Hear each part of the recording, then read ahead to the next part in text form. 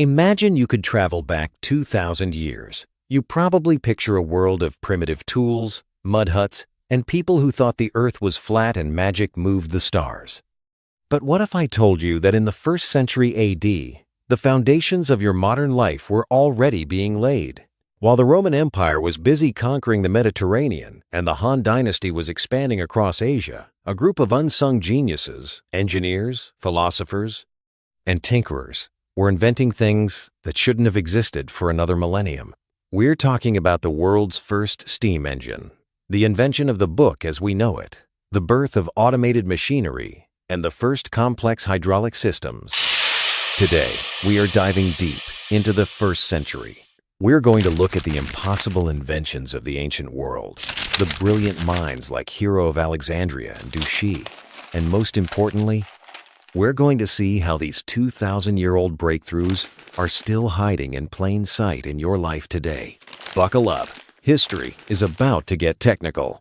Let's start with something you probably have in your backpack or on your nightstand right now, the book. Before the 1st century, if you wanted to read the latest epic poem or a legal decree, you had to deal with the time scroll. Scrolls were long, expensive, and let's be honest, infuriating to use. If you wanted to find a specific quote at the end of a 30-foot roll of papyrus, you had to manually unspool the whole thing. It was the ancient version of trying to find a specific scene in a movie on a VHS tape. But around the 1st century AD, the Romans revolutionized information technology. They called it the Codex. The tech breakdown. The Codex was essentially the first modern book. Instead of one long continuous sheet, they took sheets of parchment or papyrus, folded them, and sewed them together along one edge. For the first time, humans could browse. You could flip to a specific page. You could write on both sides of the paper, effectively doubling the storage capacity of the medium. Think about the architecture of your computer. When you open a folder or a file, or when you bookmark a web page, you are using the logic of the Codex. The jump from scroll to Codex was the 1st century version of the jump from the hard drive to the cloud. It made knowledge portable, searchable, and durable. Without the Codex, the rapid spread of Christianity, science, and law that defined the next 1,000 years would have been physically impossible. Every time you scroll through a PDF today, you are interacting with a digital ghost of a 1st century Roman invention. If I asked you who invented the steam engine, you'd probably say James Watt in the 18th century, right? Well, you'd be off by about 1,700 years. Meet Hero of Alexandria. In the mid-16th century, this Greek mathematician and engineer lived in the Roman province of Egypt. He was a man who lived in the future. He created a device called the Aeolipile. The Aeolipile was a simple, hollow copper sphere with 2 curved nozzles. It sat over a cauldron of boiling water. As the steam rose into the sphere and escaped through the nozzles, the laws of physics took over, specifically Newton's 3rd law, centuries before Newton was born. The reaction created torque, and the sphere spun at incredible speeds. It was the world's first steam turbine. The what if? Historians often wonder, why didn't the Industrial Revolution start in Rome? Hero had the tech. But in a world where slave labor was cheap and plentiful, there was no economic need to build labor-saving machines. The Aeolipile was treated as a temple wonder or a toy to entertain elites. Today, roughly 90% of the electricity in the United States is still generated using steam turbines. Whether the heat comes from coal, natural gas, or a nuclear reactor, the core principle is exactly what Hero of Alexandria demonstrated in the 1st century, using expanding steam to spin a turbine. We are still living in Hero's steam age. We just have better fuel. You're at the airport, you drop a couple of dollars into a machine, and a bottle of water drops down. You think it's modern convenience.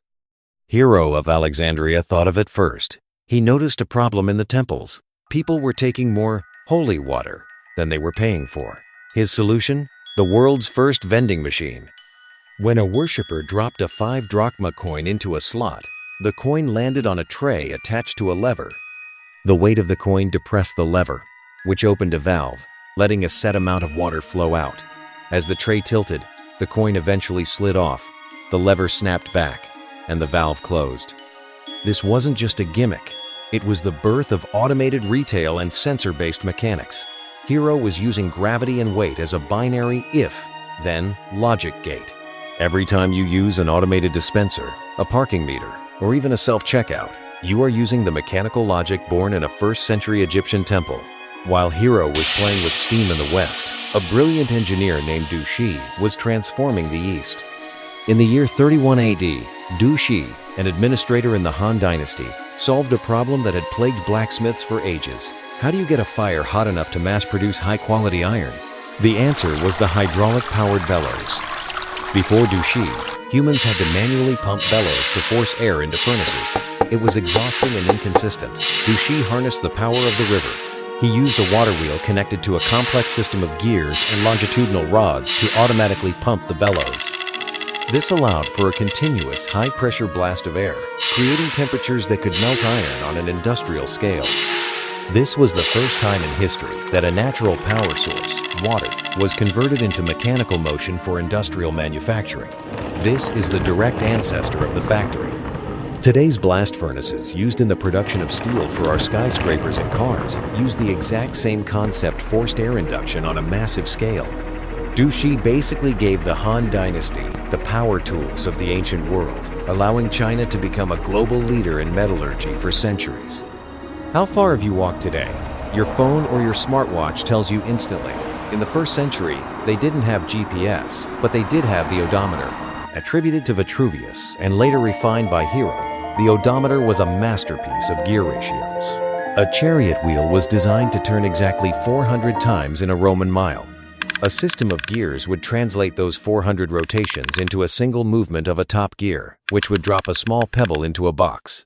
At the end of the trip, you just counted the pebbles. The seismoscope. Just as the 1st century closed, the Chinese polymath Zhang Heng was working on the world's first earthquake detector.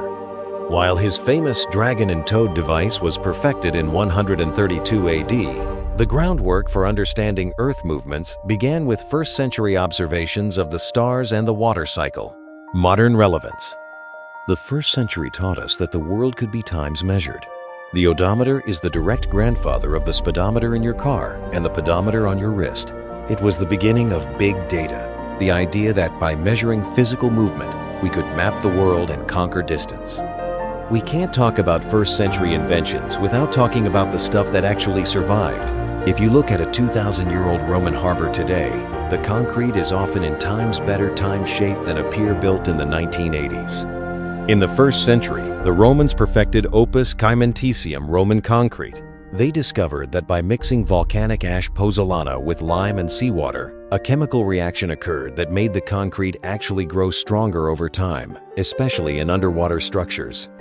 But they didn't just stop at the material. They used this concrete to master the arch and the dome. The 1st century saw the construction of the Colosseum finished in 80 AD and the beginning of the Pantheon's lineage. Our entire modern skyline is a tribute to 1st century Roman engineering. Every time you drive over a concrete bridge, through a tunnel, or stand in a sports stadium, you are benefiting from the Roman realization that an arch can support more weight than a flat beam, and that liquid stone concrete is the ultimate building block of civilization. If you had to have surgery in the year 50 AD, you'd be terrified, but you'd be surprised at the sophistication. Archaeologists have found 1st century medical kits in places like Pompeii that contain scalpels, bone levers, and even speculums that look hauntingly modern. They were already performing cataract surgeries and using vinegar as a rudimentary antiseptic. The infrastructure of health. The 1st century was also the golden age of the aqueduct. The Romans were obsessed with clean water and sewage. They invented the hypocaust, a 1st century central heating system where hot air from a furnace was pumped through spaces under the floors of villas and public baths. The concept of public works, the idea that a government is responsible for providing clean water, sewage disposal, and heated buildings, is a 1st century Roman standard. Your bathroom plumbing and your HVAC system are the high-tech descendants of Roman pipes and hypocausts.